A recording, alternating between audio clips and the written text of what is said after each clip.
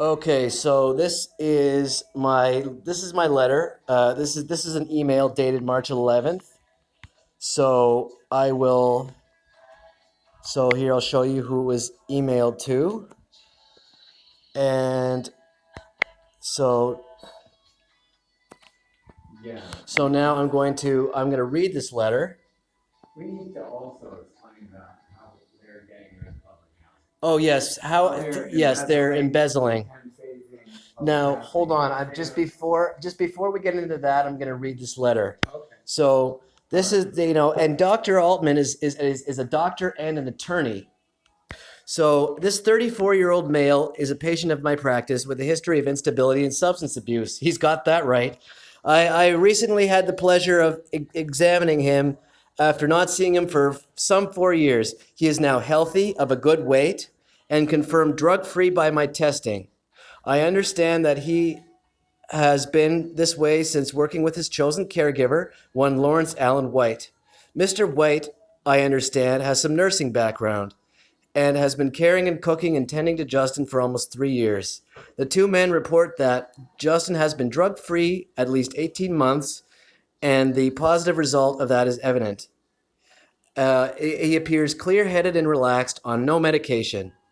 Based on information available to me, it strikes me that Justin would benefit greatly from being able to keep Mr. White as a long term caregiver. So I emailed this to Leroy, and Leroy conveniently, and Carrie Beckstead, they conveniently left this off the file.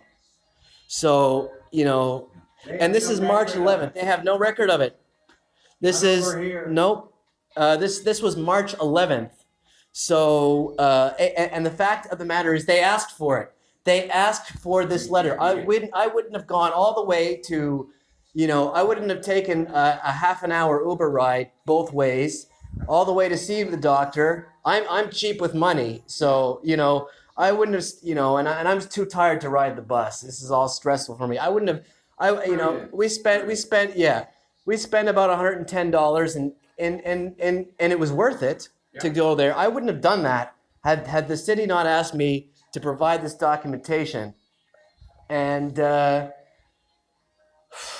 so, and we have proof that they asked for it. We have the phone call, and then we also have proof that they received it. Because, I mean, the email sent to Leroy. Leroy gave a phone call and acknowledged that he got it. So obviously it's in their system, but because of discrimination, because Al is gay, and the homophobia in the city is absolutely rife. I mean, it is absolutely over the top. And you see, they claim, and they insult minorities by claiming, like the TCHC did a rainbow flag on their icon. I mean, and of course, all the companies were doing this with the rainbow flag. It's so insulting. It's absolutely insulting because they hate gay people. And you see, it's evident in the fact that they have to go over the top to say, I'm not a bigot. I'm so not a bigot. Look at me waving this flag. Look at me waving that flag. Well, I think the thing is, it's good to state your policy. However, when you don't enforce it, Yeah. you start to look kind of phony and Yeah. kind of like you're really cosmetically policy strategizing. Yeah. However, if you act like this Yeah. and talk the talk, Yeah. but you don't walk the walk, Yeah. then you're in contravention of your own policy. All the big corporations were doing this. The banks, the media, they were all doing and of course, before I got banned from Twitter, I called them on it. I put a stop to that because how dare they? I exposed them for their homophobia. How dare they claim to be supportive of gay people if they're actively trying to murder them and ruin them? We happen to know of another case. This is hearsay. Yeah. But even though we had a social worker that was just terrible. Yeah. The first one was okay, but the one after that was deplorable. Yeah. And What was I gonna say? Remember? She told us about a gay couple who, Oh, yeah. were, A gay couple who yeah, were struggling with TCHC. yeah, And, this, of course, is apparently systematic. yeah. And I want to make a note about Nicole.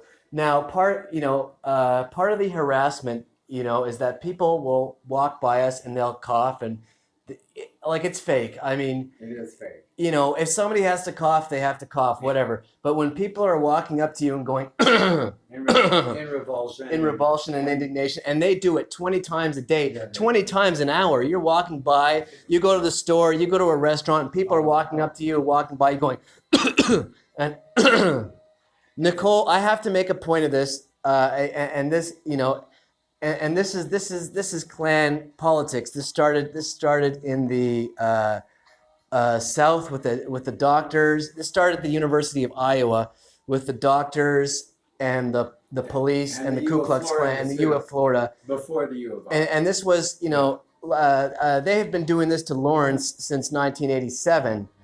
And of course, Doctors are tax cheats too. yeah.